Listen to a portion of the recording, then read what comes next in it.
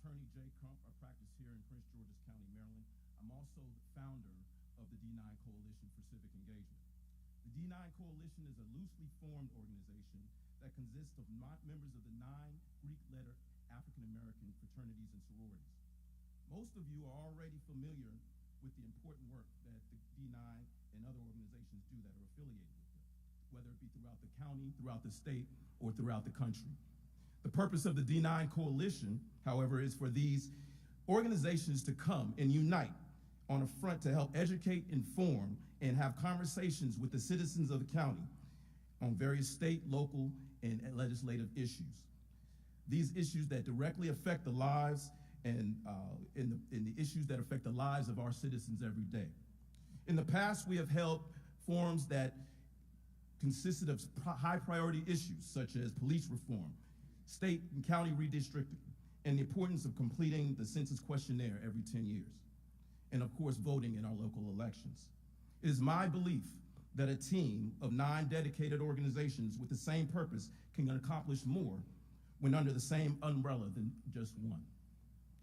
With the help of my fraternity brother and moderator, Brother Roland Jones, the coalition is an extension of the Mega Psi Phi Fraternity Incorporated Gamma Pi Chapter Legislative Committee. Today, I'm truly excited, enthusiastic to come before you this evening because this is our first in-person forum. This evening, we have collaborated with Providence St. John Baptist Church to hold a discussion on obtaining federal and state contracts for small businesses and large businesses as well. This forum is for those of you who are existing business owners who are looking to grow and build out their own existing capacity.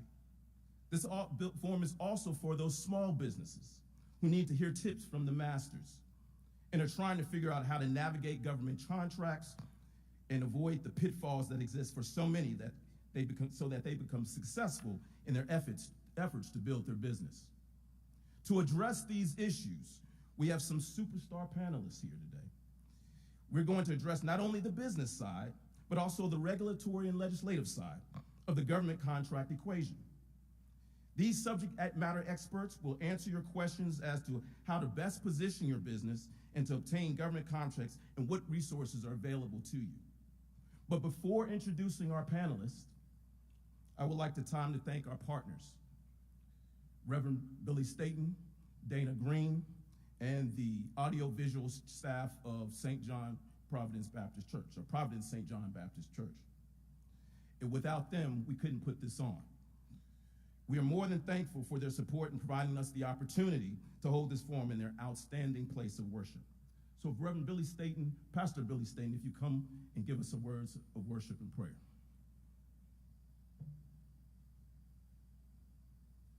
Good evening to everybody. It's so good to see all of you. Give yourselves a hand to be in person. That's amazing right there. I'm so honored to have the D9 Coalition to be here. This is amazing. I think it's great. I think it's powerful, and I'm just honored to just open our doors of our church for you guys to come and talk and discuss. I'm looking at all these millionaires in here. Ain't nobody laughing or smiling back at me. Looking at all these millionaires in here, amen. And we all understand and know that it starts within the community that builds great wealth for our community and for legacy, amen. So I'm grateful for all of you guys here. I just want to pray, if that's all right. All right, I just want to pray. I can't be no priest and don't pray, right? But I want to give you one scripture, right? Daniel chapter 1, verse 17, a clause. It says this right here. It says, God gave these 4 young men an unusual aptitude for understanding every aspect of literature and wisdom. You're here to understand every aspect of literature and to gain the wisdom to be the best that you can be for your business. Amen?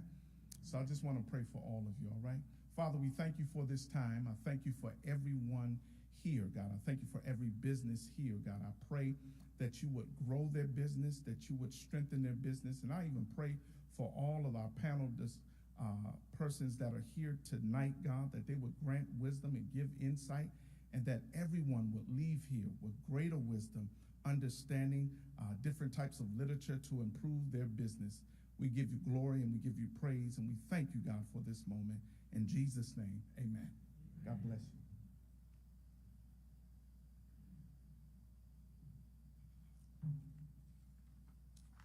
So once again, on behalf of the D9 Coalition for Civic Engagement, I want to thank everyone for taking time to register for the event. Also, especially want to thank you for those who took the time off on this President's Day to register and come in person. So let's start off. Our first panelist, Prince George's County Councilman at Large, the Honorable Brother Melvin Franklin. If you want to raise your hand. A member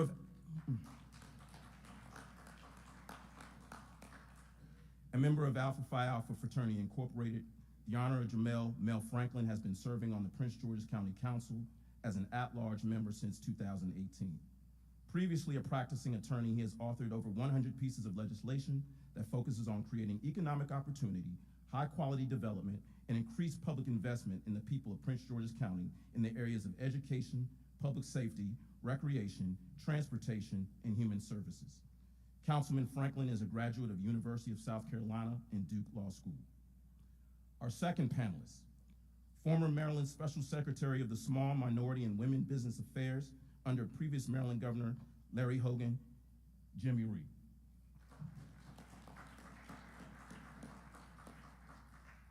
During his tenure as Special Secretary under Governor Hogan, Mr. Reed advised the governor on policy matters related to small, minority-owned businesses, and he also monitored the state of Maryland's Small Business Reserve and Minority Business Enterprise procurement programs across 70 agencies. Mr. Reed's goal as a special secretary was to serve the needs of the small business community. He helped create programs that assisted small business owners navigate the procurement process and connect with vendors and buyers.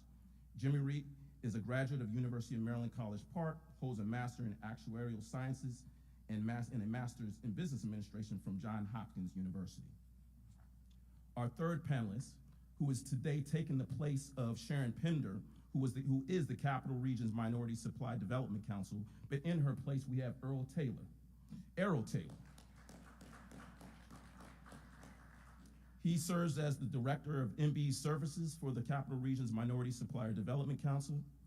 He's a graduate of Hampton Institute, and just like Ms. Pender, he has dedicated his wife's work to programs to level the playing field and create increased opportunities for small minority businesses to succeed.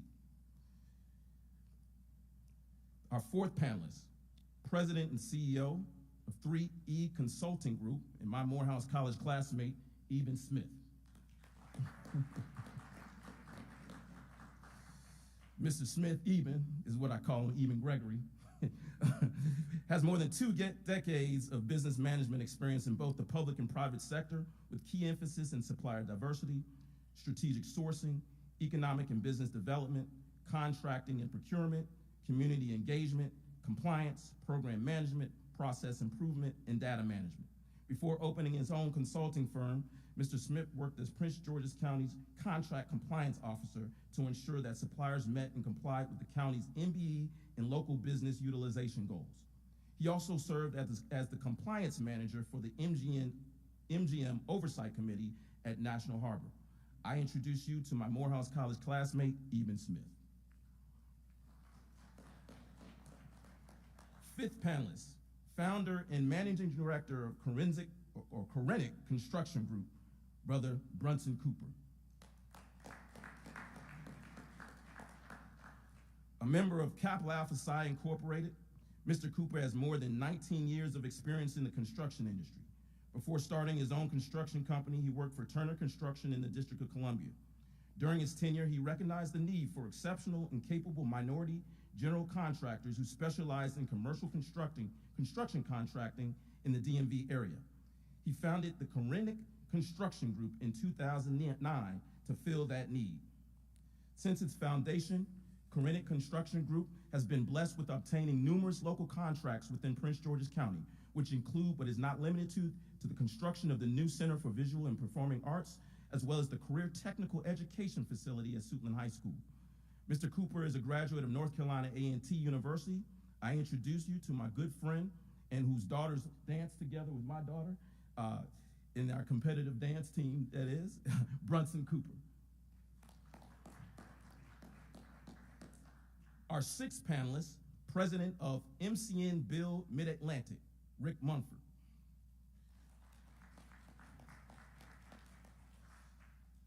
MCM is a commercial-based general contracting construction company headquartered in the District of Columbia. It performs a wide range of services in the region, including but not limited to constructing large educational campuses, mixed-use facilities, corporate offices, and community centers. Mr. Mumford currently leads MCN's Mid-Atlantic region. As president with over 23 years in the construction industry, Mr. Mumford is a seasoned contract negotiator known for his ability to build, manage, and retain high-value relationships. He works collaboratively with project teams to ensure that MCN's clients get the most cost-effective solution by providing accurate and timely constructability and value engineering information starting at the conceptual phase and through the buyout and execution. Mr. Mumford is also a graduate of North Carolina A&T University, and he also has daughters who dance with mom.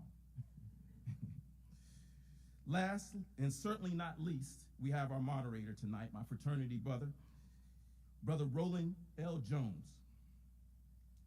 He also serves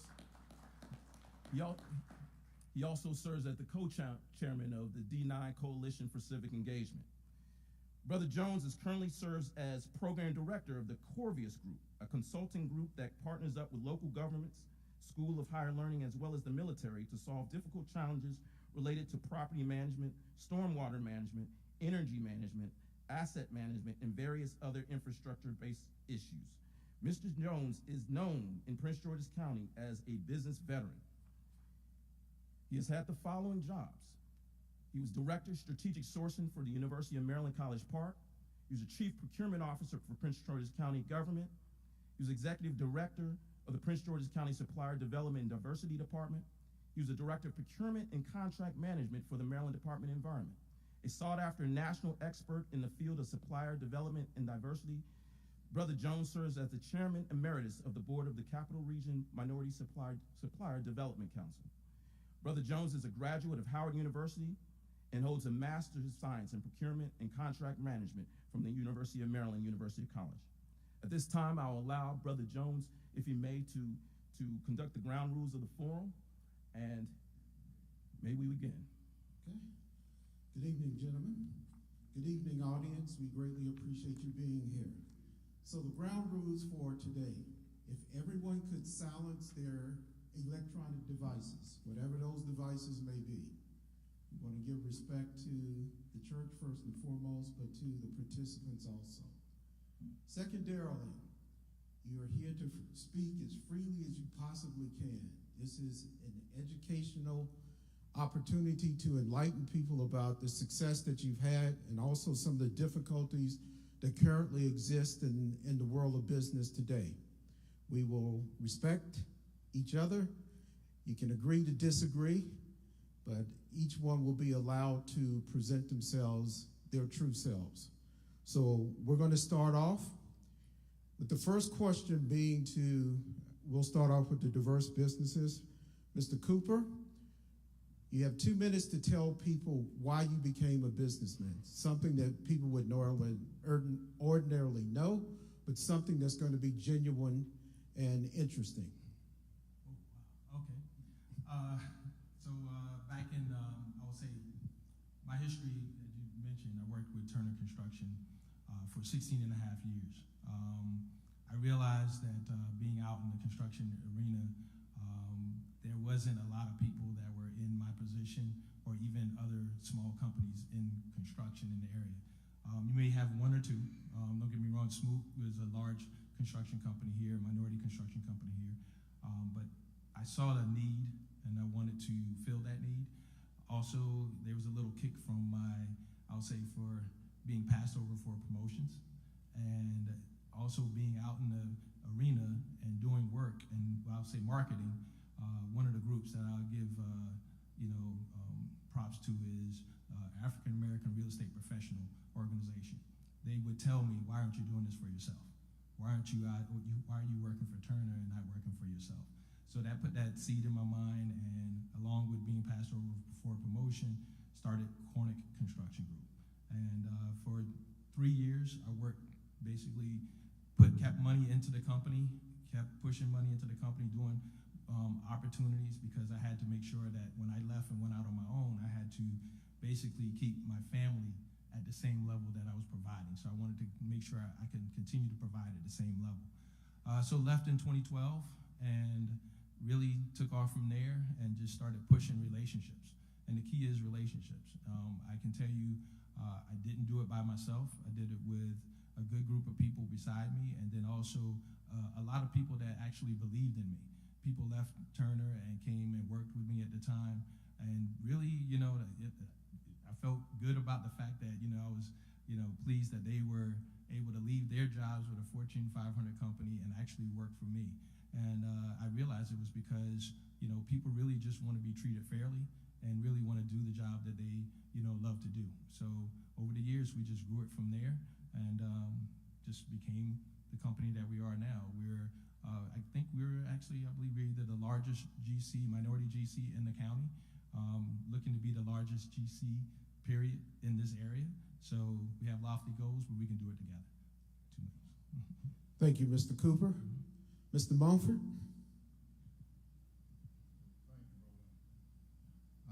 Good evening, everybody. For myself, working at MC and Bill now going on 7+ years, my leadership has definitely given me a lot of autonomy and trust and latitude to do the grassroots work that needs to be done in counties like Prince George's. Learning at a young age, I have my parents in the audience, drive, focus, empathy, and being service to others. I feel like that's the foundation of what has gotten me to where I am now, 20+ years in the business. Also understanding the needs of the constituents, working with grassroots entities.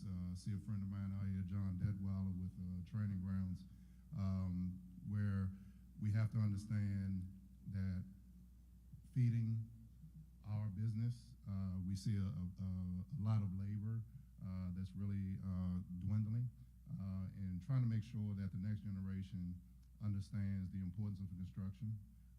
And it's not just, you're standing out, putting down cones or waving flags. You can become a construction professional. That could be an architect, that could be an engineer, that could be an inspector, even a business owner. So the sky's the limit. But being able to give back, to our people is very important. And as long as we stay focused on that, you can be successful and do what you want to do. Thank you. Mr. Smith? I'm sorry. And before I get started, there was one third rule of engagement that Roland whispered in my ear. He said, remember the 3 B's. And I said, well, what are the 3 B's? He said, brother, be brief. So I'm going to talk fast if you agree to listen slow. I'm a little different from these guys. I came from the public sector and had the opportunity to work closely with Roland, to work closely with Councilman Franklin, and supply diversity and trying to make more black millionaires than a lottery has been a passion of mine. And so in my role, in my job, and through my company, we are able to do that by connecting diverse suppliers with large-scale developers, large-scale general contractors, large-scale prime contractors. So a very, I guess, not so funny story. I was advocating a little too hard on one of my first projects. We won't mention their name, but I ended up moving on from that project. And because I was advocating so hard, I got several other large-scale projects, right? And it's a testament to one of those things where the day you plant the seed is not the day you eat the fruit, right? And as entrepreneurs, the one thing we know, we got to plant a lot of seeds. And it's a labor of love in the beginning. But if you continue to nurture and you continue to water, those seeds will come to fruition. So I'll talk a little bit more about that in a few minutes, but that's kind of where I'm at. Thank you. Thank you, gentlemen. The first question is going to be, oftentimes small, diverse businesses are thought that they are too small, they're not experienced enough, they don't have success. So I'd like for each of you, starting off with Mr. Mumford, to give 2 examples of success that would be success for any size business. I think one is having a strong staff. being able to, duplicate or share your vision with others. Some people, they may not, have the same drive or focus. So if you're able to pour into that professional and they become able to manage a client well, a lot of times repeat business is key with MCN. Probably 80% of our work is with repeat clients. We've been fortunate enough not to have to compete or hard bid a lot of work. So starting out incrementally small with projects, and you build from there to build your business. So I think between successfully building your staff to have strong relationships with clients is one, and then being able to have that repeat business is the second. So success. I'll agree. Good staff. You can't do it by yourself. You got to have a good following. You want to make sure you focus on being a strong leader. Over the years, we've continued to grow because we've had the right people in the right seat. That's one of the biggest things. I've had people in the wrong seat too, which can hurt you, but the success has been really figuring out the right people in the right seat in order to allow me to be in other rooms while they're doing the work. That's one of the biggest things that made us, the company that we are now. In this industry, you got to be in more places than one. It's funny that large businesses look at small businesses and say, hey, you need to be at this event, or you need to be at that event, or you need to be in this class, or you need to be in that class. You're wearing multiple hats, and you're 9 times out of 10, you're the accountant, you're the project manager, you're the owner, you're the advocate, you're the business developer, you're everything, right? So you just got to understand which one, looking at the projects and looking at the opportunities and where your time is most valuable, because people will use up your time. So you have to make sure that, you focus on the vision and having a strong vision, and don't let anyone else tell you what that vision should be. You know it best for yourself. A lot of people will see success in you and want you to do other things, but you got to make sure you're on your own timeline. Because if you get into something that you're not ready for, it can set you back right to the beginning. So that's where we saw our success over the years. Mr. Smith? Excuse me. I agree with both of these gentlemen, but I will also tell you that you need to be rich, okay, and not rich monetarily. You need to be rich in your network. All small businesses, medium-sized or large businesses, they all started at one point, right? And that was small. And eventually what happens over time, your network continues to grow. And if you're rich in a network, that can carry you on and add to your success and cut down on the time that you're trying to get towards your goals, right? So you want to be rich in your network. I think the other successful thing, and Bronson kind of touched on it, you want to be rich in the back office. If you grow too quick without the foundation, it's a house of cards, right? So you want to make sure that your back office is in place, your accounting system is in place, your HR is in place, your finances are in place, your marketing's in place, your website's in place, your certifications are in place. So all of those things on the back end are going to help you to be successful on the way to glory. So those are the two things I would say. You just said? Sure. Just one of the things to that point, and having all those people and all these businesses around you. One thing I did that my general manager suggested was I had an event, and our company was the matron of honor or the maid of honor or whatever. We were the focus. We had our accountant, we had our bonding person, we had our banker, we had our lawyer, we had our whoever, everything, all these different consultants that we used, we had them all in the same room, and we wanted to focus right on corner construction, and that was it. Because sometimes they're looking at what's beneficial, that they see what's beneficial to you. The banker wants you, the banker or the accountant wants you to show as least taxes as possible, but then the bonding company wants you to show as much money as possible. So they're actually working against each other. So you want them to talk, and basically look and focus on you. So that's something that goes back to the back office piece, but it's also those consultants that you work with. You want to make sure they're focused on you, and they know everyone else that's focused on you. Okay. Thank you, gentlemen. For the next question, for your specific industries, what are the pain points? Give 2 pain points that you would identify that can be most crippling that you need to solve. Mr. Cooper? It's the regular one, access to capital, right?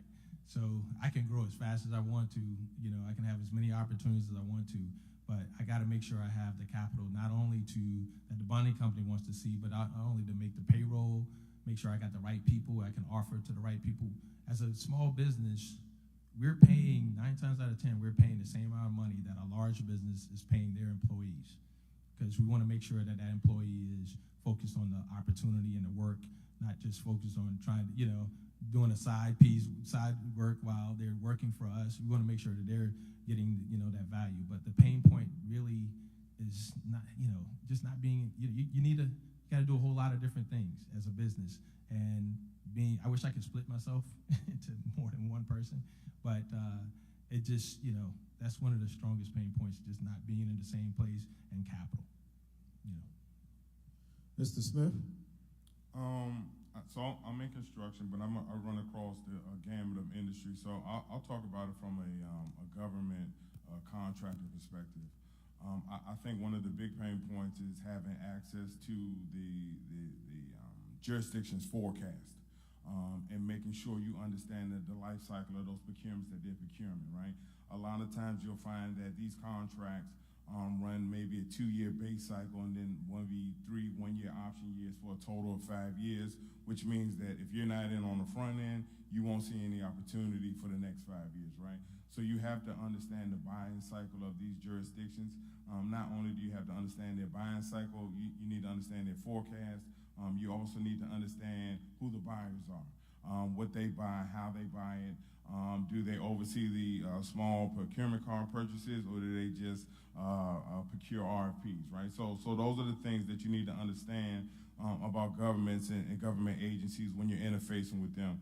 I think the other big piece is if you are in government contracting, you need somebody that can write a proposal, right? And listen, being cheap is expensive, right? Because you'll spend $1,000, but you'll end up spending $6,000 trying to win the work, right? When you could have just spent $5 and maybe saved yourself $1. But you want to go out and find, folks that have the capacity to respond to these procurements, and that they can write, and that one that they can write, but then 2, they have a demonstrated track record of winning bids. So if you're in the government space, whether it's state, local, or federal, you want to make sure you got somebody that can write proposals. Mr. Mumford? Yes, sir. These 2 gentlemen hit on some great points. Something that small businesses always face, and I myself in my position try to remedy that, is advocacy. There's not enough advocacy from what I can see, where the small businesses really have someone that's kind of helping shepherd them through the process of bidding a job, because a lot of small businesses outsource it to someone else, and that individual can be, out of the country. But on the opposite side of the table, dealing with a procurement officer, just having someone there to be an advocate, walk you through the process, have your paperwork in place, as Even talked about, and making sure that everything is in order, and you do get a fair shot at the work, because capacity is always a challenge as well for a lot of small businesses. Like, they can't churn out the amount of bids that a larger business could. So just having that advocate in that agency or with that owner, I think is critical for a small business. Thank you. Final question for businesses, gentlemen. We'll start off with Mr. Smith. Give one piece of advice to an individual who's contemplating starting a new business. Would you advise them to do business with the government or do business with private industry first? it kind of depends on what your services are, or what you provide. You know, if you're in private sector, obviously, the procurement rules of engagement could be a lot different. You can sole source potentially. You can, you know, mentor protege potentially. So there are a number of ways to get engaged and shorten your time frame to success. If you're doing government work, then I would suggest you, again, get back to understanding the forecast and how that particular jurisdiction buys what they buy, right? And make sure they buy what you're selling, right? Anybody sell submarines in here? Raise your hand. Okay, good, because Prince George's County doesn't buy submarines, all right? But we do buy construction management services. We do buy HVAC services. We do buy electrical services. We actually even buy trinkets for parties and things of that nature. So you just have to understand where you fit at in that process. And then once you determine that, yes, we do buy your services, then find out what agencies buy your services. Who are the buyers for those agencies? When is the last time they brought those kinds of services? When is the next time they brought those kinds of services? Do you need to be pre-qualified for a certain amount of, I don't know, bonding or past performance or financials, whatever the case is? You just want to make sure that you're educated, because I tell you, educated customer is a better customer to serve, right? The more educated you are, the more you'll find it's easier to engage with these government agencies. Mr. Monkford? Start out small. A lot of companies, from what I see, like to, you know, like broad brush all their CSI codes they qualify for and things of that nature, right?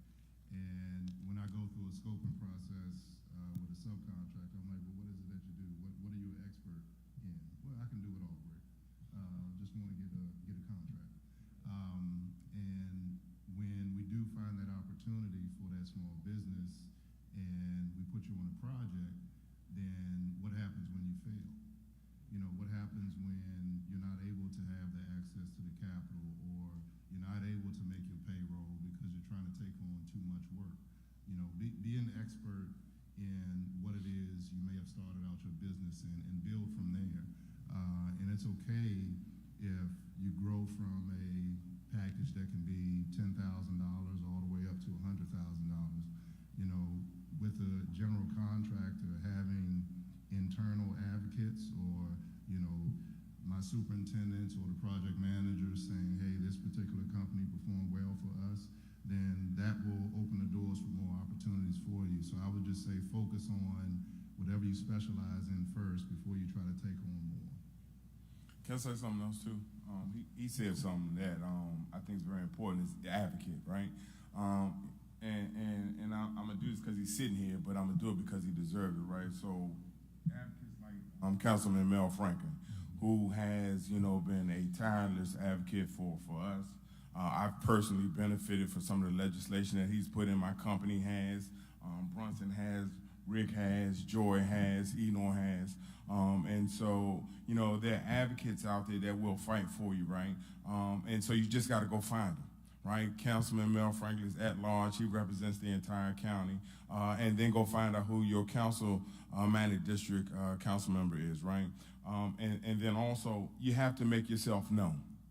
Don't just sit in the shadows, because the work's not going to come to you. You're going to have to go to that. You're going to have to go out and network, but you're going to have to let people know that you are around. Make sure you get in the certification databases. Make sure you got the appropriate NICS codes, but most importantly, make sure that you are out increasing your activity in the marketplace. So we have heard from the small businesses and the businesses that are here in Prince George's County that are participating to make this a better place, a better community, increase quality of life. Now we will go to the government representatives. Councilman Franklin, you have 2 minutes to introduce yourself. Well, good evening, everyone. First off, Pastor Staten, thank you so much for having us in the Providence St. John Baptist Church family. It's great to be back in the house of the Lord, and we've got to remember that God is good all the time, and all the time God is good. And so it's great to be with you here. I'm Mel Franklin. I work for probably every person in this room. If you're a Prince George's County resident, had the opportunity, the privilege of serving on the Prince George's County Council for now my 4th consecutive term, and had the opportunity to work with a lot of these, the folks you see up here, and many of you in the audience on the issues of small and minority businesses, and trying to, from the government side of things, figure out how we can, as Eben said, create more Black and brown millionaires in Prince George's County. I think we made some progress, but we have a long way to go. We last year passed some of the most impactful legislation in my time on the county council to support small and minority businesses in the county. But I think we're at a point whereby we need to look beyond laws and policies, and we need to look towards things like how aggressively are we enforcing some of these laws, compliance, how are we staffing these agencies to make sure that they fulfill all of the goals, all the percentages. How are we, as Brunson mentioned, the access to capital, how are we creating our own access to capital programs in Prince George's County? We created one last year. How do we get it funded and implemented, right? So that's really the stage we're at. We're in sort of the stage of how do we make these things work? You know, I can pass all the laws we want, but if we don't have capacity, that's not gonna help. If we don't have compliance and enforcement, that's not gonna help. If we don't have a properly staffed procurement bureaucracy, that's not gonna help. If we're not realizing all the different pockets of money out there, that it's not just the Prince George's County government, it's also the school system, which is massive and doesn't fall under county law. It's the Maryland National Capital Park and Planning Commission, another multi-million-dollar agency. Again, doesn't fall under county law. The community college, same thing. So we have to understand all of the various opportunities that we're leaving on the table, and I think that's sort of where we need to go from here. Mr. Reed, you have 2 minutes to introduce yourself.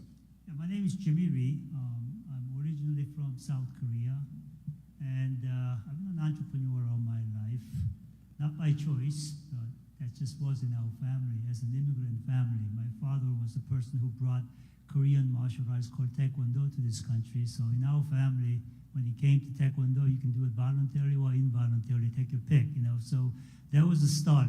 And we owned karate schools, so I was exposed to martial arts schools very early on, and I started working there. And ultimately, I became an entrepreneur myself. I own manufacturing firms, and I own software development firms, and so on. And along the way, I got recruited by a governor in another state. I ran his commerce department. I used to recruit large companies. And then many years later, I got recruited by another gentleman, Larry Hogan, and I ran his small business. So I have small business experience, large business experience, and personally entrepreneurial experience. So yeah, I think like entrepreneur, and I'm looking forward to sharing things that I have experienced with you tonight. Thank you, Mr. Ree. So first question for the government, Mr. Franklin. Councilman Franklin, what advice would you give to small, diverse businesses or businesses in general about getting involved in the legislative process to make sure that laws are being passed that are effective, but more importantly, that laws are being enforced? Sure. I mean, I think there's strength in numbers. I've always said that the minority business community in the county has a great deal of political power, but most of it goes unused. One of the examples that this is starting to change is a recent example where there was a proposal, we won't get into details, related to the public-private partnership of the school system in terms of this next phase of construction growth. It's going to be a multi-billion-dollar project. The black business community got very organized in pushing back on a proposal that might have shut many of them, if not most of them, out of that opportunity. It is those kinds of efforts that are very important. So I would say, we have a Chamber of Commerce, we have other organizations. I still would like to see a very well organized minority business association here in the county that's aggressively advocating for a policy agenda on an annual basis and is going to public meetings stating, advocating for that agenda. You might see something that looks like that this year as a preview, but that's the kind of effort that we need. We need an actual policy agenda backed by the numbers, by the people who are out in the community doing this work every day. Brunson and Rick and others, and even, they're doing their business every day. They don't necessarily have time to attend a council meeting, but if they get organized and pool their resources in that kind of advocacy, they can do so and be successful. That's what the other organizations do. Labor unions do it, environmental groups do it. They all do it, and they hold the elected officials accountable to an agenda. That's what the minority business community traditionally has not done, but should do from here forward. Mr. Ree? The legislative process is really an important factor in the marketplace. Now, Maryland is a unique place. If you look at it, we have 188 legislators in the state, and you have 64 members who are Black Caucus. It's the largest in the country. It's the most powerful group. You can create laws to create markets. Now, what do I mean by create markets? If you look at the markets, it's like the nature. If you see the nature, right, you have a lion chewing up on the baby gazelle, and we all are sort of surprised by that. We are frightened by stuff like that in nature. It's cruel, right? But nature allows it. Not only that, but it repeats it every day, okay? Now, we cannot have a market like that in our human society. We have to have rules. Market, if you look at it, it didn't come from God. Market did not come from nature. Market came from us. It's our concoction. It should reflect the rules and values that we hold dear. This is what legislation is all about. You want something, as MBE goals have 29% to 39%? Well, that's done through changing the legislation. And how do you change the legislation? You have to talk to people like Councilman Franklin, okay?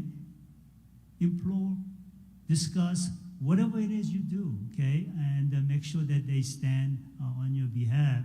And trust me, every legislator that I have ever worked with, they are committed to improving the small minority woman business space. And you need to let them know what you're thinking about as far as improving the business space. Because in reality, when you talk about small minority and woman business, you're not really talking about free marketplace, okay? You're talking about social economic program. They are run by certain legislations. And sometimes the large companies will come to me saying, that's not really fair because those small guys, they don't really have the competency to perform contracts and so on. I hear that all the time. And you know what I used to tell them? I would say to them, you know what? When you large companies go to another country, you do the same thing in the name of international business. You will go to the Japanese government and say, hey, can you make Japanese people buy my product? Okay? That's no different than what we call a socio-economic program here called Minority Business Enterprise. We do this to stabilize our society, okay? And that is done through the legislative process. I would strongly encourage all of you to talk to your legislator about that. Thank you, gentlemen. Next question, Councilman Franklin. How can you help small, diverse businesses find out about the resources and the programs and the other assistance that are out there that the government provides to them? What advice would you give them? I think I would encourage them to take advantage of the outreach events that bring together a lot of those resources and assets in one room. My advice to my fellow public officials is please make those meetings valuable. We all want to have minority business events as elected officials, but a lot of times they're useless. They don't really accomplish anything.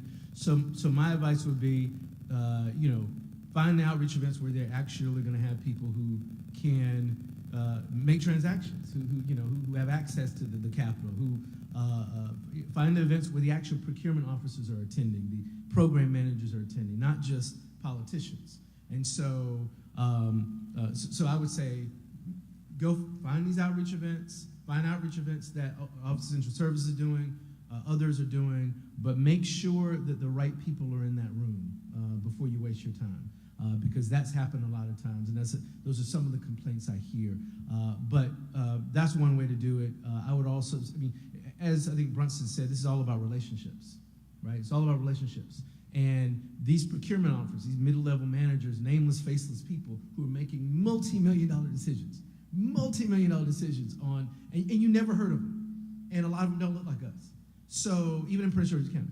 So, we need to obviously build those relationships between those procurement officers and the small and minority business community. But as elected officials, we need to shine a light on these people who are making these decisions in these bureaucracies to make sure they are complying, they are maximizing enforcement, consistent with the values that we're trying to achieve. Mr. Ree? I would recommend, for those of you who are interested in government contracting, right? You have a lot of organizations that are out there, such as CRMSDC and so on, that are helping you out there as far as how to access the government. But know there are two main types that you ought to be aware of. One is a government program based on race and gender, okay? That's called Minority Business Enterprise, called MBE. And state has 29% goal as far as the contracts set aside are concerned. They are aspirational goals. They are not mandatory goals, okay? All 70 agencies participate in the MBE program, but you have to be certified by the state's transportation department, okay? You have to become a certified company in order to participate in the MBE. Second is there's a gender race neutral program called Small Business Reserve. Now, this is where you can become a prime contractor. You can self-certify and you can self-register, okay? And it's very simple. You just go to our website called eMaryland Marketplace Advantage. It's called EMMA. They call it EMMA, eMaryland Marketplace Advantage. Self-register, self-certify. Boom, you're gonna start getting notices that state agencies are looking for certain products that you might be carrying, okay? So those are the two main things, right? But outside of those two things, every agency out there, okay, or every entity that receives some sort of government subsidies or government support or government license, like casinos and whatnot, they all participate something similar to these two programs, okay? So you can knock on doors. I mean, it's as simple as that, right? I don't want to confuse you, so I just want to keep it simple, right? So MBE, that is more like all about subcontracting, okay? More about subcontracting. It's a great start, okay? Small Business Reserve, we call it SBR. That's all about prime contracting. This one is state certified. This one is self-certified. It's as simple as that, right? Thank you. Final question for government. Councilman Franklin, we passed these laws, we have rules and regulations in place, we have policies in place. And in any other circumstance, if you were to not follow the law or not be compliant with the law, you would suffer some detriment. Why is it the government can't seem to enforce these laws? We continue to have agencies that don't meet the goals and objectives that have been set up by legislation. What is the government going to do? What is the government doing now to enforce these laws and really put some teeth into the legislation that's passed? So it's not just words on paper. Sure, you hit the nail on the head. At the state level, I'll leave it to Jimmy to speak to that. I think that there's been a recognition that we need to invest a lot more at the state level in compliance and enforcement. Governor Moore Wes Moore just issued an executive order basically demanding every agency to submit its data as to where they stand in terms of meeting the state's MBE goals, which most of them aren't meeting them. And so having access to real-time information is part of it. The other part of it, I think, has to be we have to get tougher. We have to get tougher. I think we need to get tougher with procurement officers. I had a proposal. We decided not to move forward with it last year, may move forward with it this year, that would have tied bonuses and promotion to how well the procurement officers meet the requirements that we put in our law. Okay? I think that's the kind of thing we have to do. The bureaucracy has to be held to account. And the only way you hold a bureaucracy to account is through the financial incentives and consequences. So to answer your question, there aren't enough consequences for the bureaucracy. Now, in terms of the contractors, one, we have to get better data. If we don't have good data, it's very difficult to enforce laws on big, majority-owned firms that aren't doing what they're supposed to do.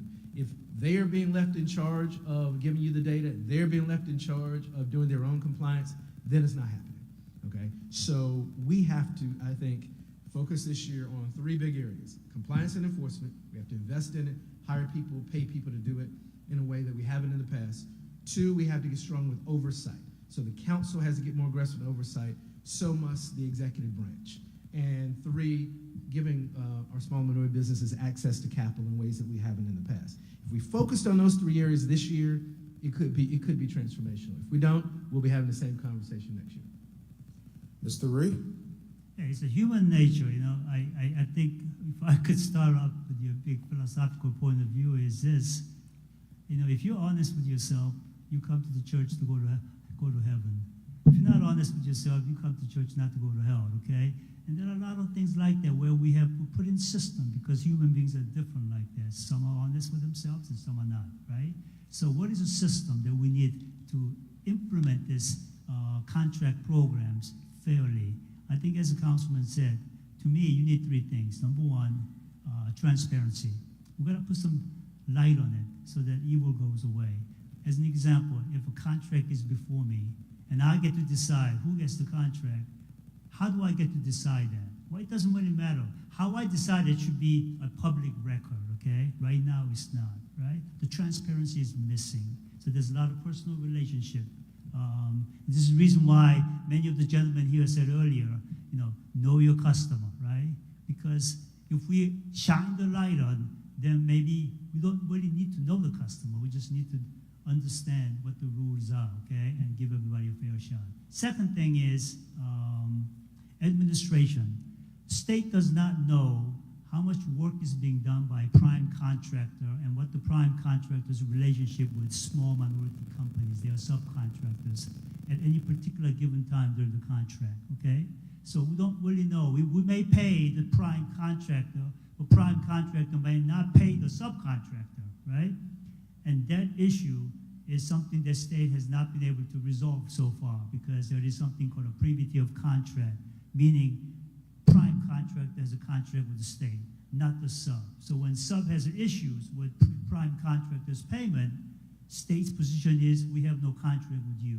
You talk to your prime, okay? That has to be resolved, okay? Because there's a reason why prime contractor is including you, the sub, in the contract, right? It's because of the state's initiative. So to me, the contract should exist between the small minority company and the state, but we don't have it right now.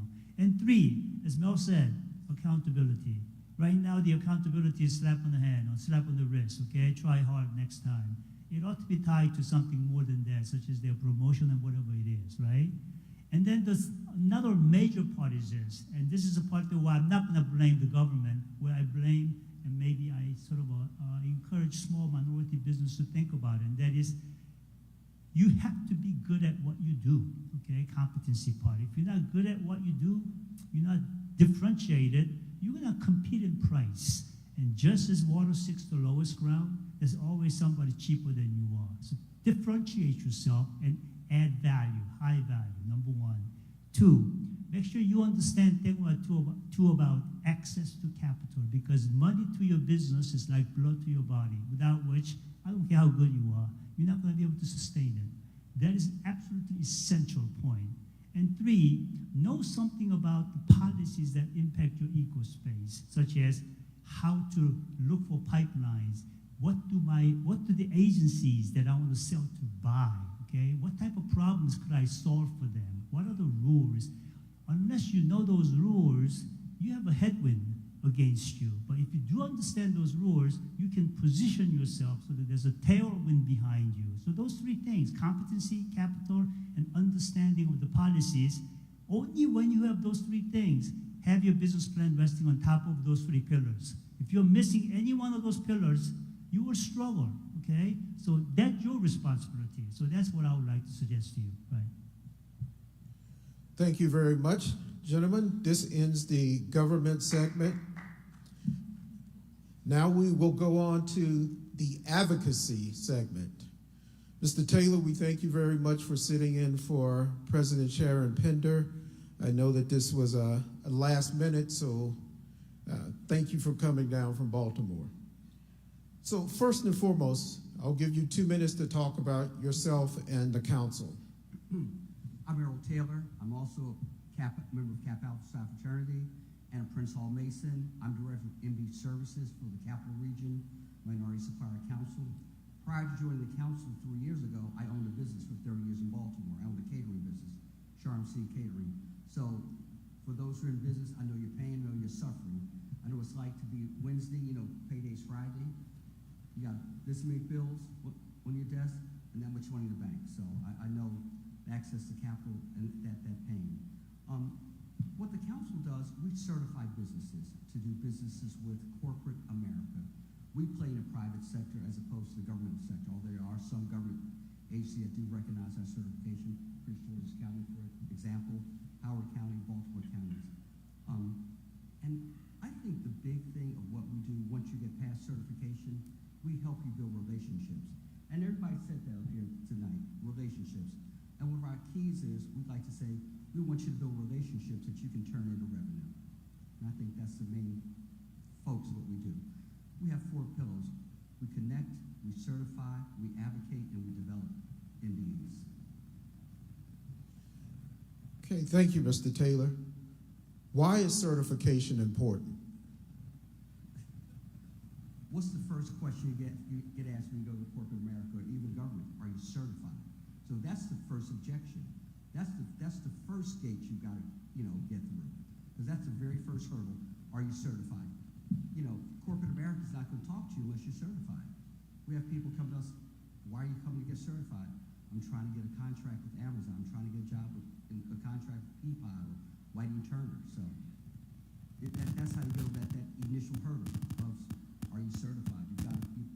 And what certification does is a vetting process too, because we're vetting you, and we're doing 2 things. We're protecting your brand as well as our brand. So if we certify you, we want to know that you are capable of doing what you say you can do. Just like Rick said, you have a subcontract. I can do drywall. I can paint. I can do flooring. I can do framing. I can do electrical. I can do plumbing. No, you can't. What you do well. So we want to vet you. So when we go out and send you somewhere, we recommend you to whoever.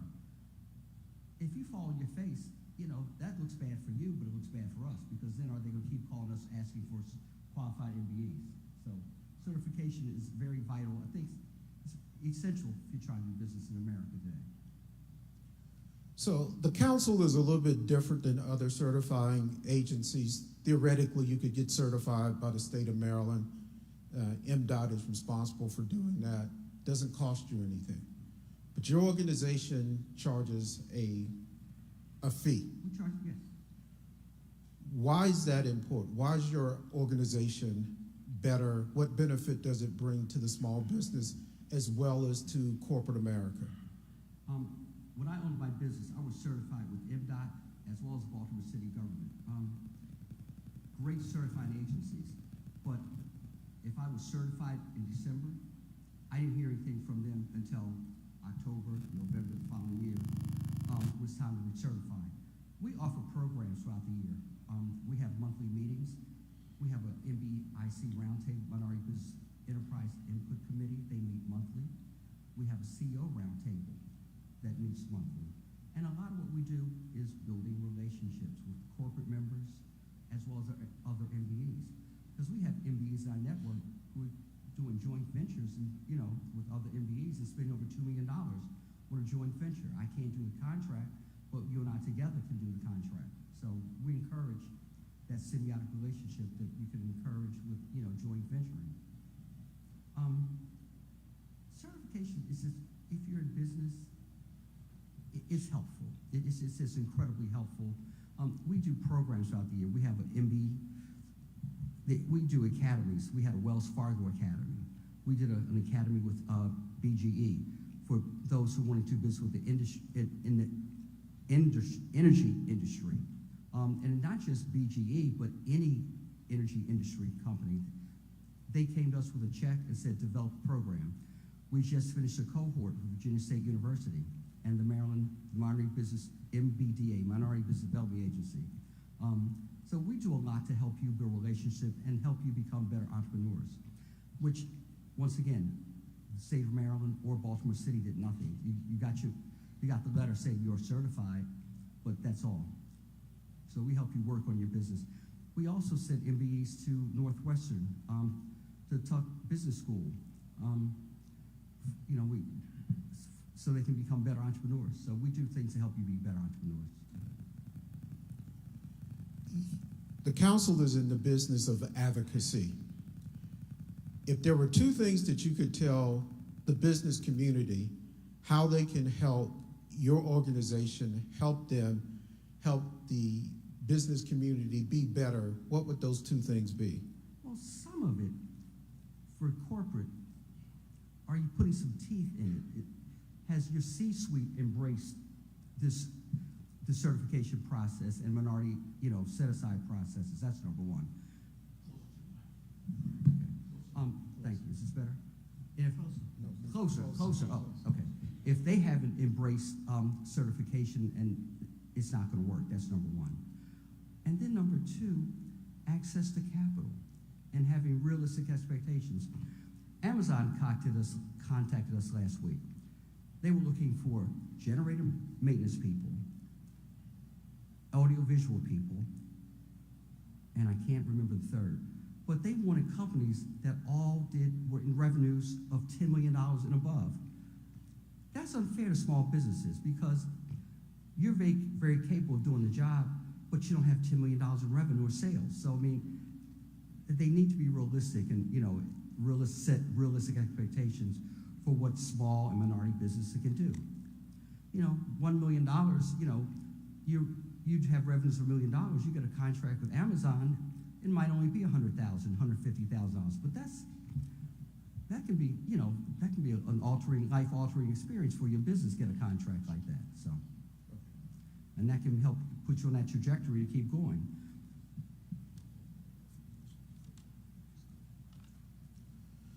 Thank you, Mr. Taylor.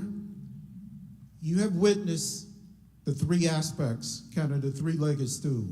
Small businesses, diverse businesses, along with a large business, government entities, and advocacy.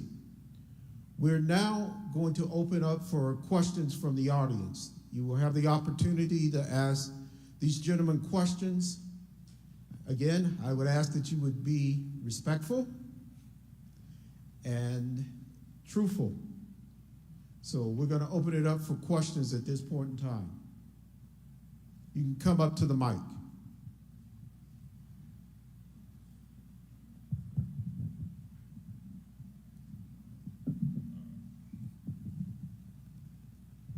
Good evening, panel. Thank you so much for coming out tonight. So I'm Isaiah. I'm a engineer. I'm the owner of Solved LLC Data Analytics. So I don't think you all discussed how to get started when you're just a brand new business and you're still trying to build your past performance. You may have prior performance within the private sector or from your work history, but you may not have prior performance with a contractor, with the government or private sector customer. And then for Mr. Taylor, I had a question as well, specifically with the Minority Supplier Council. When you all certified, do you have to have prior performance? No. We certify startups. Certify what? We'll certify startup companies, yes. Oh. Where MDOT in Baltimore City had to be in business for 2 years. Now, one thing to say with that, we certify you, but unless you have some really good relationships, you may not get a contract with no prior performance. Now, if you come out of some corporation and you can leverage relationships, you have a much better chance. But just because you're certified does not mean contracts will fall in your lap. Everything that you do now to get a contract, you still have to do. What I would suggest also, too, is that if you're responding to an RFX, whether it's an RFI, RFP, RFQ, make sure that the members of your staff include their resumes on there, and sometimes their prior experience will be accepted on your behalf as your corporation or your company. I'm gonna ask you one more thing for. Okay. So let me get it right. You have no prior performance, right? Not with a contractor. So you're like a man of one, right? So the idea is really to focus on your skill set. And I know you talk about resumes. 9 times out of 10, you're using maybe your other people that you know that can support you, their resumes, because it depends on the opportunity that you're going after. So you really got to focus on how you can make yourself look a little bit bigger, right? You know, so you don't want to just say, hey, I'm going to be the only one that's going to work on your work. I have people that are actually ready to come over to work with me. You got to, you know, talk about your plan, how you're going to grow it, how you're going to, because it's about limiting their liability with you. You know, it's all about, that's what it's about. You got to make sure that you're, you know, focused on that and staying in front of it. So I started out with a credit card, but I had relationships, you know, so the relationships helped me to start. So. And let me add something to that too, and I think this is legislation in place now, Mel, but as far as mentor protege, Yeah. You can always partner with a larger firm in your field. And have like a mentor protege agreement in place, and that's recognized by the Office of Central Services now, so you can get county contracts as well as other agencies as well. So I would look into that. No, I'm not gonna say that. I'm not sure what type of work that you're going after. We can talk about it later, but I mean, it depends on what you're going after and how you present yourself. That is a good idea to have a mentor protege or work together. One of the things that we don't do enough in our community is actually do joint ventures among other small businesses, right? If you know someone else that's in that industry that's trying to do the same thing, you guys can probably take down the opportunity together more than you can by yourself. So, you know, you got to really think outside the box. There aren't that many minority-owned companies that are in STEM-based sector like you are, right? So you have something that's really valuable out there. And earlier, Roland asked, why does CRMSDC charge $250 to get certified, right? I'm a treasurer there, so I want to say something about that. It's because in state certifications, we are not supposed to introduce you to the prime. That's conflict of law, conflict of interest. But with the CRMSDC, they have all these Fortune 500 companies that are members of there that you can get an introduction to private sector companies directly, right? There's a tremendous value. And also, it's very important that you do a lot of networking. I mean, there's no ifs and buts about it, okay? It's practically every night you're gonna do happy hours, okay? Practically, all right? And meet these people, illuminate your strength, right? And then look for the issues that they might be, they need, such as your specialty, highly niche-based. You're not going to compete with the big guys, okay? You can, right? But with a niche-based solution, you could. And also anticipate what they might ask you, such as, hey, you have a bonding, you have a speedboat on the bench. These are kind of things you're going to have to prep ahead of time, right? And I think you enhance your chance by doing all that.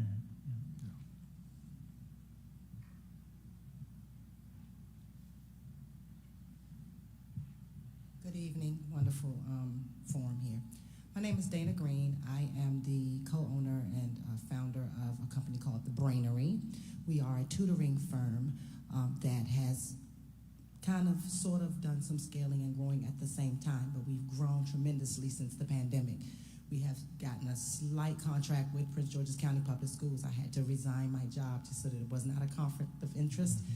But my question is to Mr. Taylor, because my partner and I are looking at securing the MBE. We've been struggling as educators, just trying to get the application submitted. So I wanted to know if your company offered any kind of mentoring or something so that we can kind of get that together, because she and I together, even though we are a tutoring company, we do struggle with that, with getting that large MBE application together.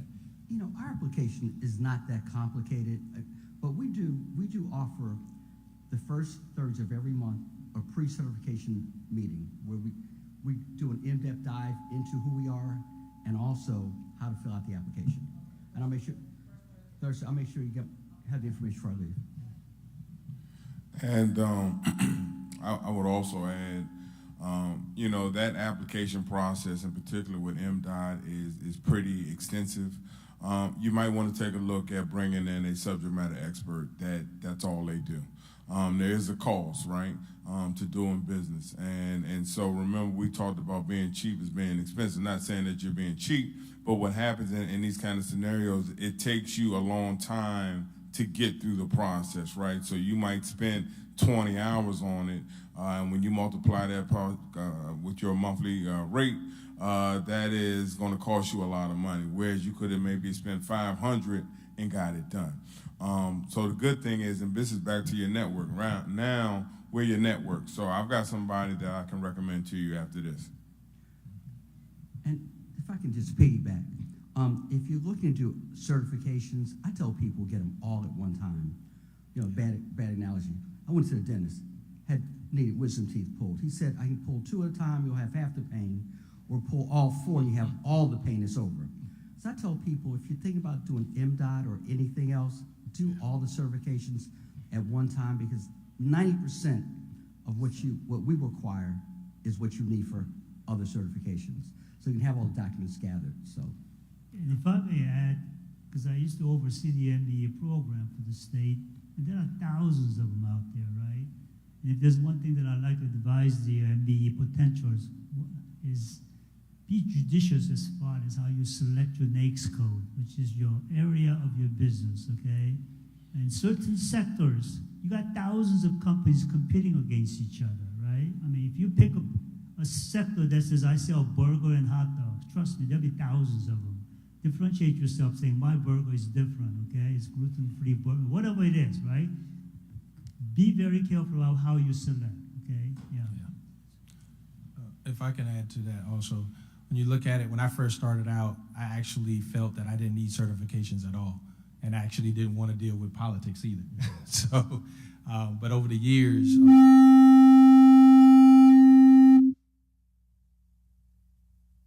good? All right. But over the years, what someone once told me, said, look, you know, if you don't get your certifications, how can I go directly to you? You know, so it kind of opened my eyes, because my biggest thing was like, look, I'm a great company, I'm a good company, I do great work.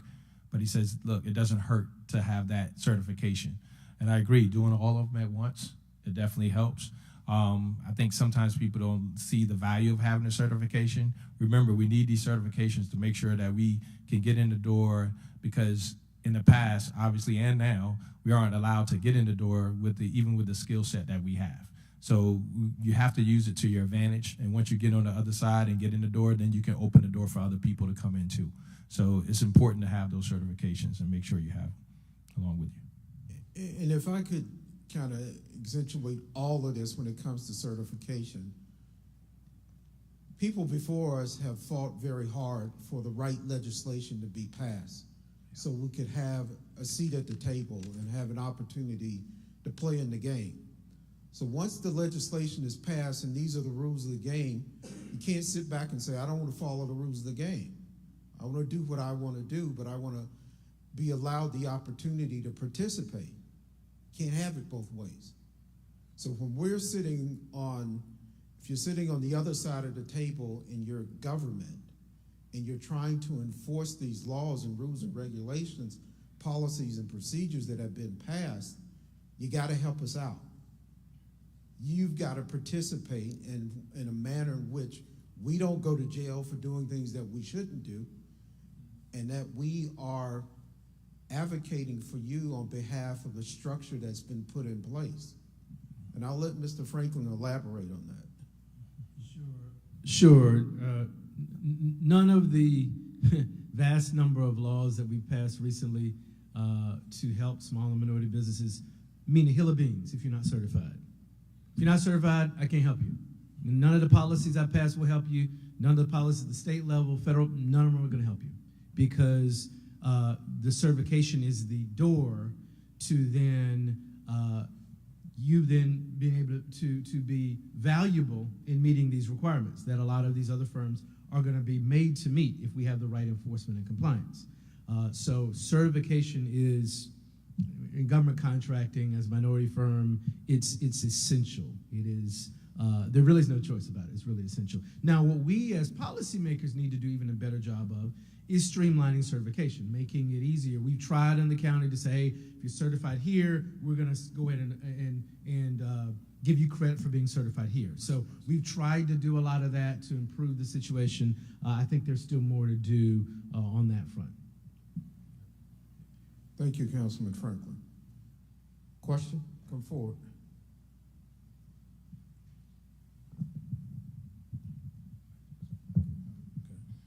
I'd like to say thank you to the panelists. How you doing, Mr. Taylor? I'm Sean Davis of Experience Transportation and Logistics. We are a local and long-distance freight carrier. We've done a lot of work around the city. We are also, we have Nix Codes. We are doing a lot of work in a Bowie area. That's where we're located. And one of the things that we're trying to do is get to somebody who can actually help us with contracts. I mean, I'm certified. I'm MBE, DBE, and SBE certified. So I'm really trying to find somebody who can help me get to contracts, get to, getting a good contract or, getting some work for my company. We have box trucks, and we have access to different other vehicles as well. You said freight. What exactly do you transport? Right now, we're doing general freight. We've been doing a lot of work over the road, but when the gas prices start to just really get ridiculous, we had to bring our trucks back in and do local work. So we were doing a lot of work over the road. So we've driven from here to Denver to California, delivering all kind of items, you name it, computer equipment, TV equipment.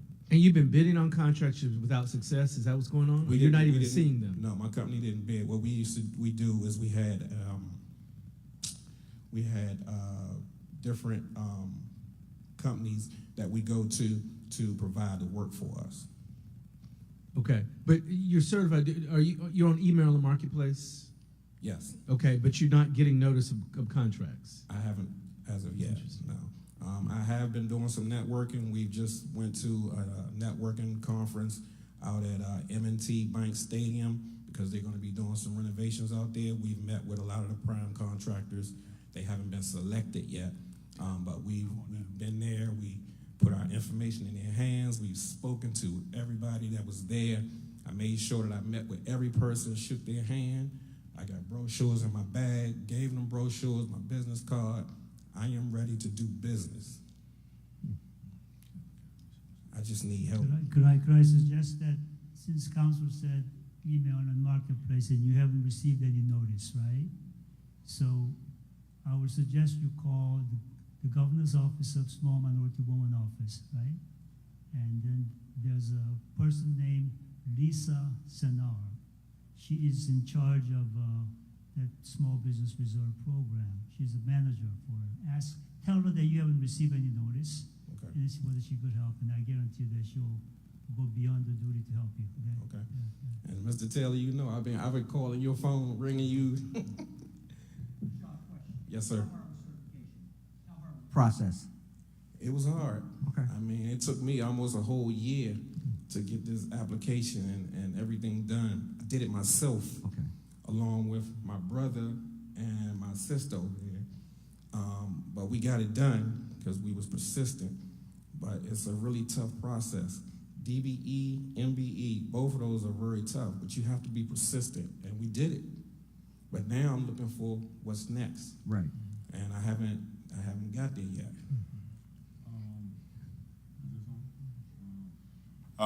So what you need is a consultant, right? You need a business development consultant who's going to take you in the rooms that you can't get in because you're only going to get work one or two ways. Either you're going to bid it or you're going to create it, right?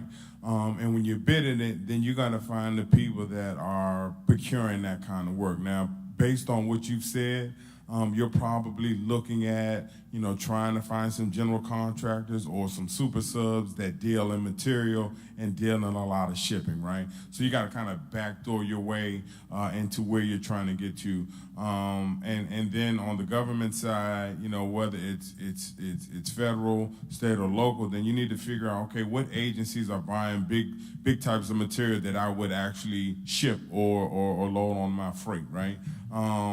But that's going to take you time. There are consultants out there that can help shorten that process for you. And then if you're going to try and create the work, then you got to figure out where the pain points are for these government agencies in terms of that freight process. Where are they having problems? Where are their pain points, right? Where are those super subs? What kind of, pain they're experiencing in delivering material. So, but there are consultants out there that do exactly what you're looking for. I know a couple, but again, they cost. So that is something that all small businesses, that is something that you're going to face as you're growing your capacity. Okay, when do I bring in a specialist? Because specialists aren't cheap.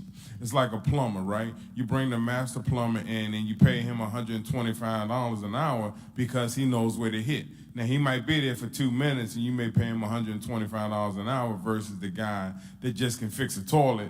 You're paying him $50 and he's there for 4 hours, right? So think about looking at bringing on a consultant, and certainly the folks on this panel could probably recommend you to folks that do that kind of work. Okay. And also, we got a lot of our work through like brokers, freight brokers. So that's how we've been doing business. You got to look at the people that already have existing contracts also. And, as you talk about state contracts, you want to see if there's an upcoming contract, then you want to be able to look at getting on those. So if there's an existing person, you get with that group, you try to, you market to them. You're kind of a specialty, yes, right? So, you really got to go through, K-Neal Trucking, right? So they sell trucks to everybody, right? Yeah, they're black owned. Bought my truck from Yeah, they're black owned, so they sell trucks to everybody. You want to get into the market where they are and where they sell these trucks to, because they're going to know other people that ship and deliver items also. And like you said, create your own market, right? Because you got to get in front of those people that are in your industry, in your niche, right? And then you can expand from there. Maybe you start with someone, but then the next step is, hey, I can do this by myself. I can do this more, or I can add more trucks there as you grow. Okay. So, but yeah. One other thing, if you're looking in private sector in particular, and you're looking at some of these big firms or big developers or what have you that are ordering material, they typically have some kind of MBE advocate within their organization, and they're always a good place to start because their primary job is to get you engaged in the procurement life cycle, right, of whatever it is they're buying. So figure out who those people are and let them advocate on your behalf as well is another strategy, and that one is free. Yeah. Okay. Yeah, exactly. We're on Suitland High School, and we have a outreach event next week, Tuesday, that has certain trades, right? So we're going to be doing it throughout the process for Suitland High School. What happens is we're taking the major prime trades and we're combining them with MBE trades, right? So they need to meet those goals. They have to, right? It's state money. We have to hit those numbers. I'm going to each event to make sure that Turner meets those numbers because we're a JV partner on that. And it's a passion to make sure that we are getting a piece of that pie, especially in our own community, right? So you have to attend those events. You have to look and see who's providing trucks, who's providing, deliveries and stuff. You have a vast market, but you're specific, right? You want to be able to deliver, if there's a door company, you say, maybe I can deliver for you at a cheaper rate, but I get consistent with them, because they're going to go to all these different job sites in the area and deliver their doors. So those are the type of things you want to just think outside the box where you can become, somebody's resource. Okay. Yeah. Do you transport construction materials? Yes, sir. Oh, yeah. They need. But anything you so there's a big need for your services. We just, as Brunson said, we got to just get you in that space. Yeah. But you see construction going on all over the county. The P3 phase one is completed. Phase two is about to start up. Yeah. It's a multi-billion-dollar construction project. That's a lot of construction material that's going to have to be transported. Yeah. So, Yeah, I definitely our think you should talk to subcontractors these have guys to about meet this. those goals. Okay. You know, we have to make sure that they're meet. It's not just the main sub, but it's their vendors that have goals also underneath the main subs and stuff too. Sean, also one thing, we operate a MBDA center in Northern Virginia, the first one in Virginia, and our Vice President, Tommy Marks, is the operator of that center. So if you contact me, I can do an e-introduction for you. Okay. So, and they're doing a lot. He's can potentially help you get government contracts. Yes, sir. I will be calling you. I still got your number. Thank you, guys. Okay.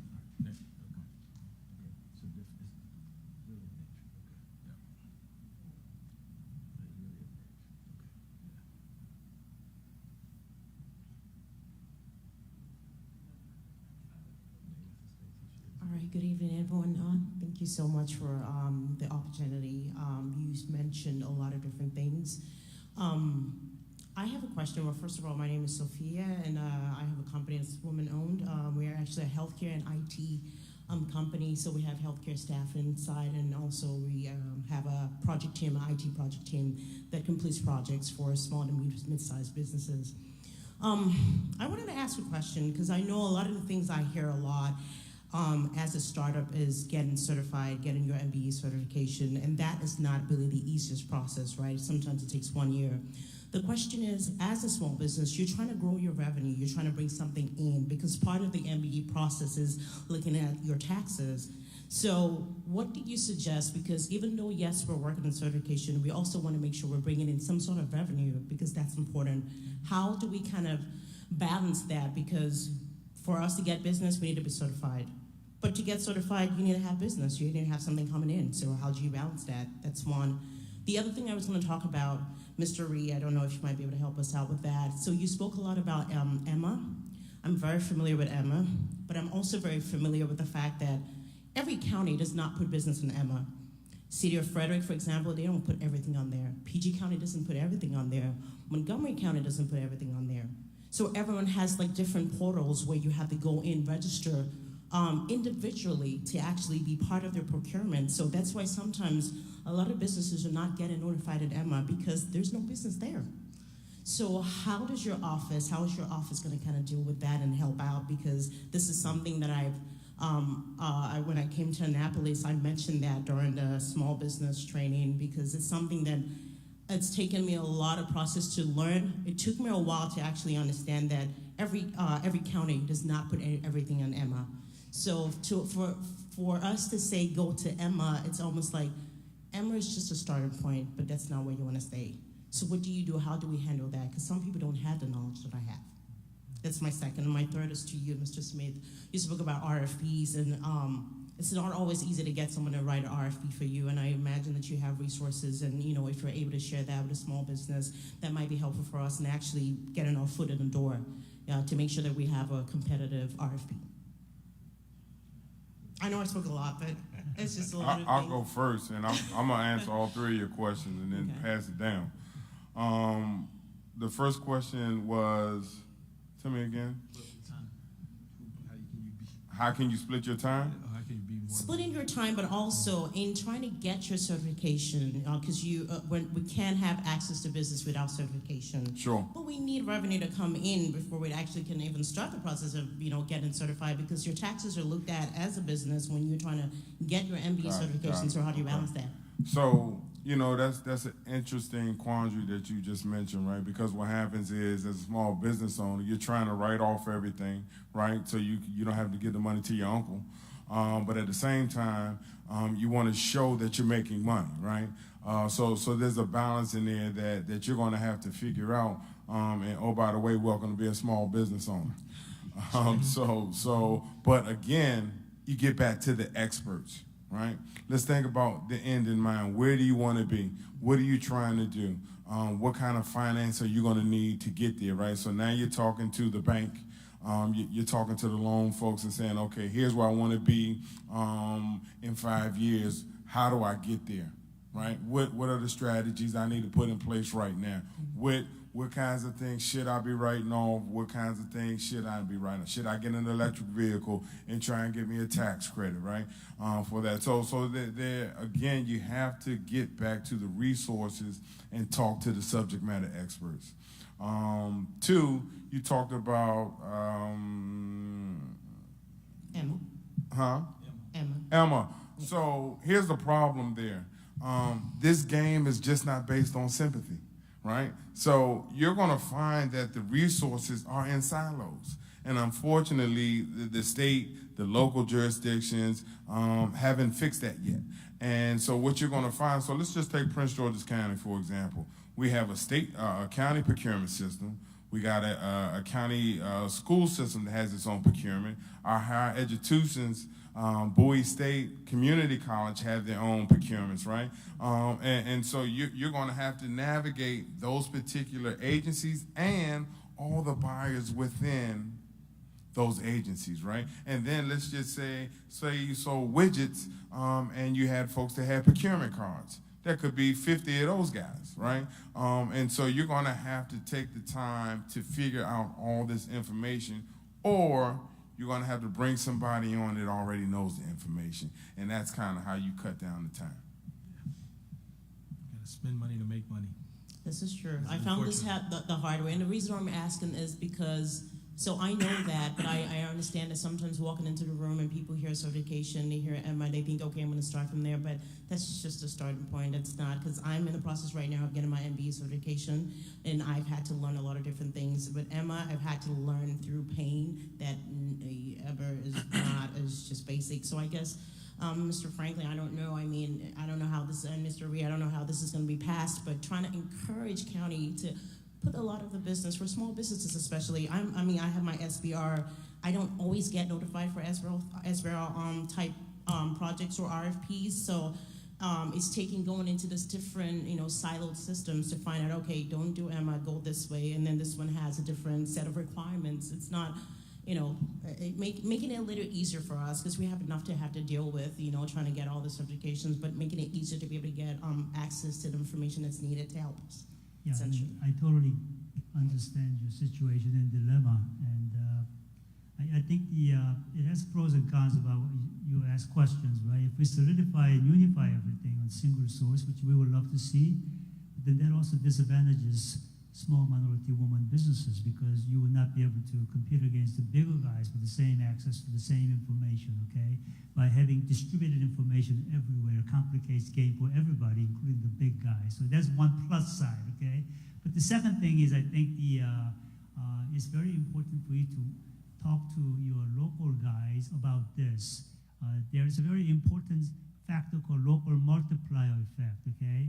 Dollar invested in local businesses like you brings back $3.70, whereas a dollar invested in somebody else in out of state or large company brings back 31 cents, okay?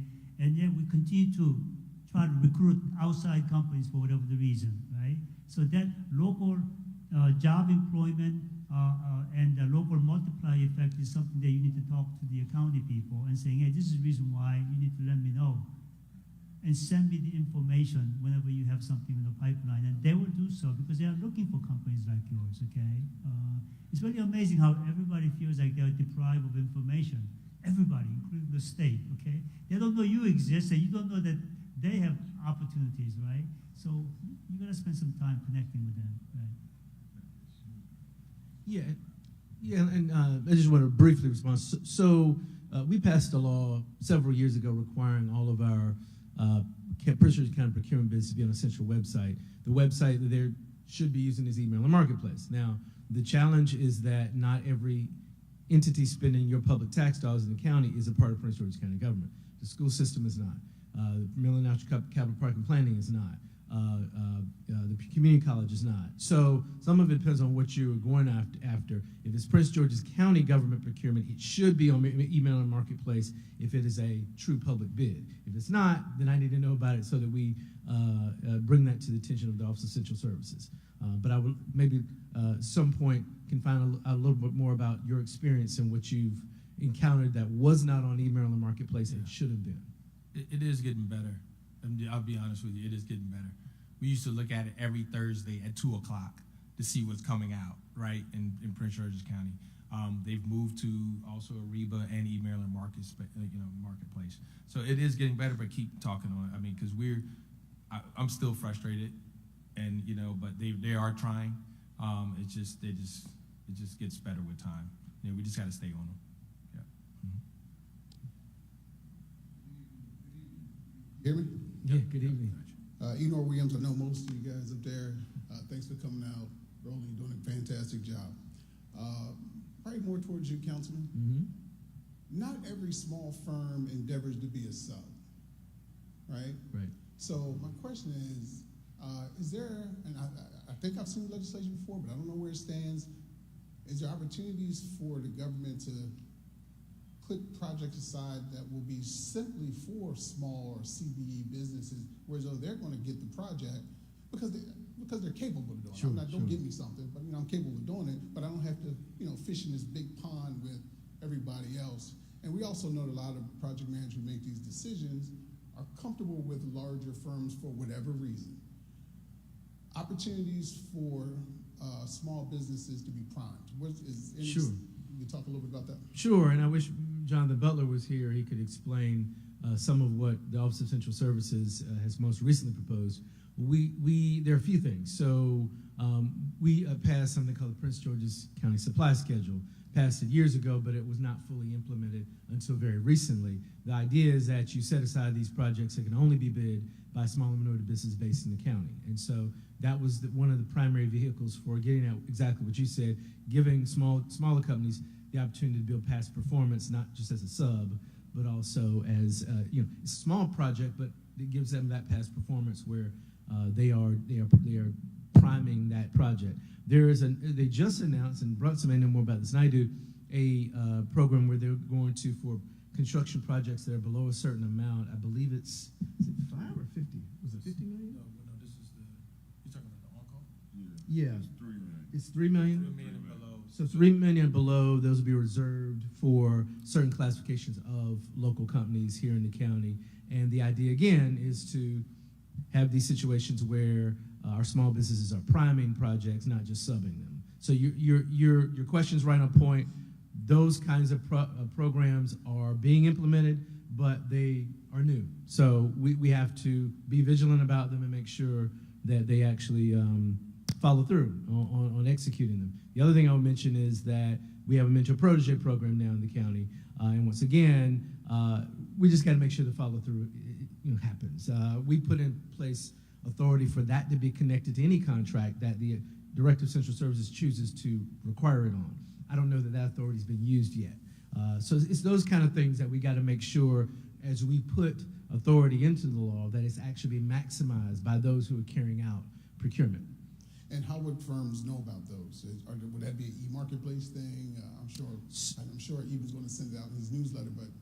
So I know so I would assume the on-call piece, the initial would be advertised, so that you can already has been advertised. There's two of them. One for the small businesses, 3 million below. Then there's another one that's going to come in for I think 3 million and up. Okay. So separate so they can just funnel opportunities into that smaller category. Yeah, the different categories. So we're not competing. Small businesses aren't competing against the larger guys, right? So the idea is to grow the smaller guys and continue to give them not give them, but have the opportunities there for us to grow, so that we can move into the larger pool of opportunities. And we also one more thing that I'm not sure that this is still in effect, but it was when I was there in government, and that is this, in the Small Business Reserve Program, where only small companies could become prime contractors, right? That's where you self-register and self-certify in EMA that earlier alluded to.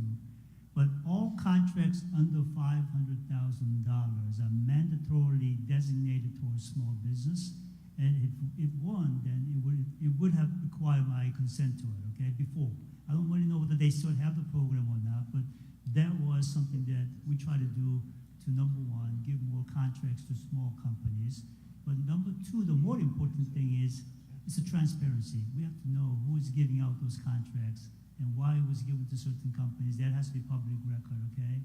and that way I think more contract gets distributed, right? So that's what we're hoping to see with this administration. I think they will do so.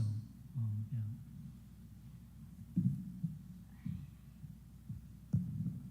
We have time for one final question for a member of the audience.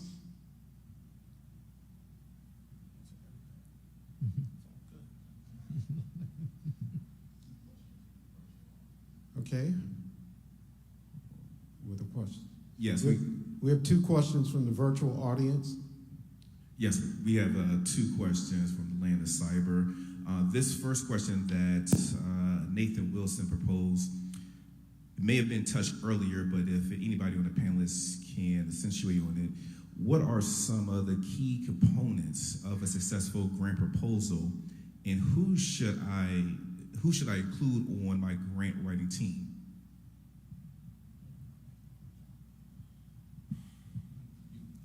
Don't speak all at once. Subject matter expert. If you're writing grants, then there are a lot of grant proposal writers out here. Obviously, the grant, the I guess makeup of the response to the grant is going to be based on the actual grant. But if you don't have experience writing grants, I would suggest finding a grant writer. Because otherwise, you're just wasting time and you're spinning your wheels. But if you do submit a grant and you don't get it, the one thing you need to do always, and this just goes to contracts in general, is ask for a debrief, right? Where they'll come in and talk to you about, okay, well, here's why you weren't selected. Here's where the area in your proposal was weak, or it could have been enhanced. Here's probably what you should do next go around when you're trying to apply for a grant with our agency.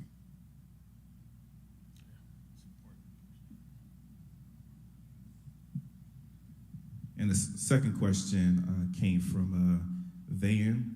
Said, after the deal closes, but the novation of the government contract has not been yet approved, are there some best practice procedures that I can put in place to handle contract performance while things are remaining in flux? So once that contract is inked, then you have what's called a work initiation conference, and that kind of spells out, okay, here are all the players that you're going to report to, here are the parameters or rules of engagement with respect to this contract. And then from there, you're released to start working, right? One of the things that you want to make sure that you're doing, especially when you're doing work with the government, is that the project manager, whoever that is, approves all the work that's happening, right? Because if you don't get their buy-in and you don't get their approval, and you, more importantly, don't document that approval, then what happens, that could potentially turn into a change order that wasn't approved, and you did the work but won't get paid. So that trips up a lot of contractors, in particular in construction, and a lot of times in IT, depending on if you're like providing, materials, or you're doing cabling or what have you. But you want to make sure that whatever you're doing is being approved, and you're working in tandem with the project manager of that particular project, who's going to supervise that scope of work and ultimately approve your invoices. The other thing you want to make sure that you're doing is that you're invoicing on time, and that you meet with that work initiation team to make sure that you understand what is included in your invoice package. Is it a report? Is it just an invoice? Do I need to delineate time and material? Those kinds of things. Because what happens is, if you don't do that, potentially what could happen is you submit it January 1, they kick it back. It goes back and forth for a whole 30 days. It finally gets approved on June or February 1st, and now they have 30 days net to pay you when you're thinking you should have gotten paid February 2nd, right? So you need to understand the payment terms, the net 30s, the net 15s. If they don't meet that, then what do you get paid as a penalty? So that's something else that you want to make sure you understand as you're invoicing. And I would add to what Even is touching on too, as far as billing, as a small business, make sure when you're submitting your requisitions, your insurance is up to date. You got to provide current insurance coverage, partial release of liens, all those type of things can hold up your payment. One last thing, Roland. I'm sorry, I didn't mean to cut you off. I saw you about to close it down.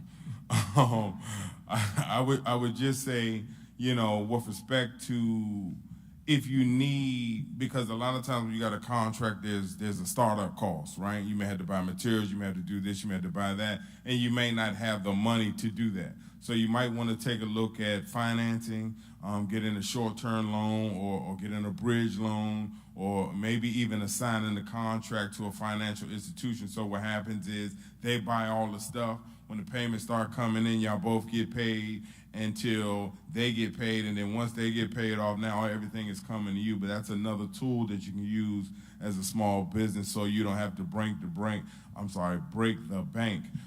or put a second mortgage on your house, right? So these are all things that you need to be thinking about prior to that work initiation conference. Contract assignment. Yes, or another financial institution. We have what's called FSC, Financial Services Corporation. They are the money arm for the county, and they do that all the time. So I can give you that information or give it to Roland, and we'll send that out, I guess, via a Zoom or email or something like that.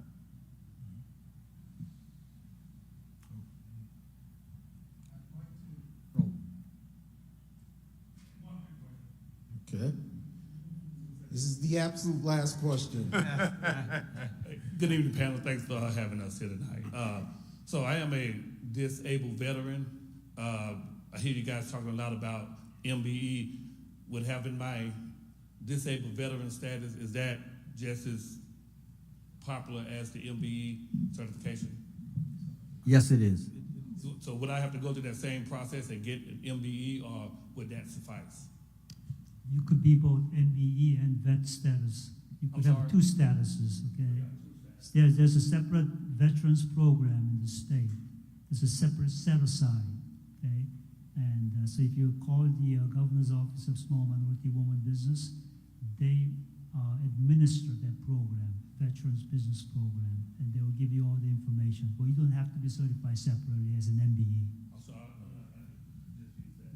But you have to prove that you are a vet and disabled. They would ask you for that. Yeah. But Get both. Get certified as an MBE. Yes, Get them all. definitely. There are more opportunities that way. Right. Yeah. You're going to have to go to the Department of Defense and get the DD 250 form filled out, because the Veterans has to certify you. The Veterans Department, U.S. Veterans Department has to certify that you are truly a service-disabled veteran. Yeah. But that certification now is more valuable than the MBE certification. Yeah. Yes. Yeah, you look at it, we have an amount of certifications we have to, depending on the contract that we have to achieve. So a certain percentage within that total percentage. So sometimes there's a separate percentage for veterans, and then a separate percentage for MBE, a separate percentage for Asian Americans, a separate percentage for women, as a part of that whole certification, right? So you want to make sure that you're able to take in more part of, a part of more percentage that you can. So don't just get one, get them all, as many as you can. Yeah, remember there are 8,000 MBEs in the state. There are only about 600 of you. So. There you go. Sure. Okay, we would like to give a round of applause to the panelists.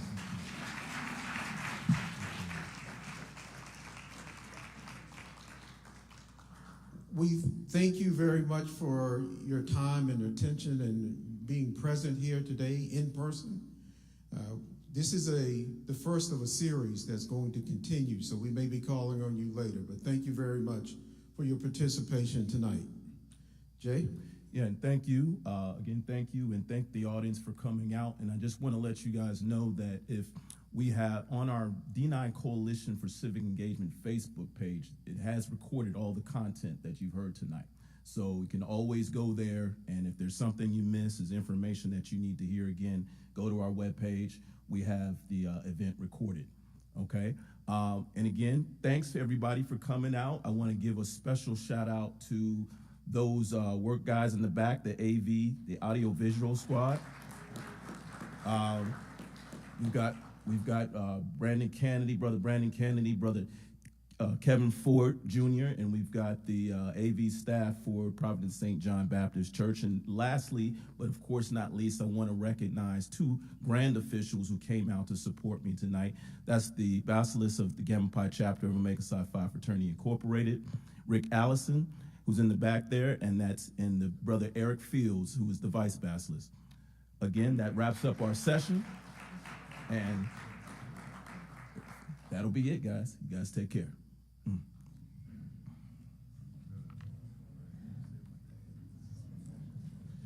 Appreciate it.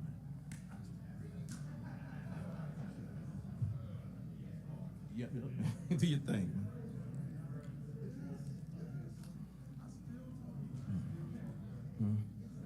So you're about to get paid, boy. You're about to get paid. All right, okay, thank you.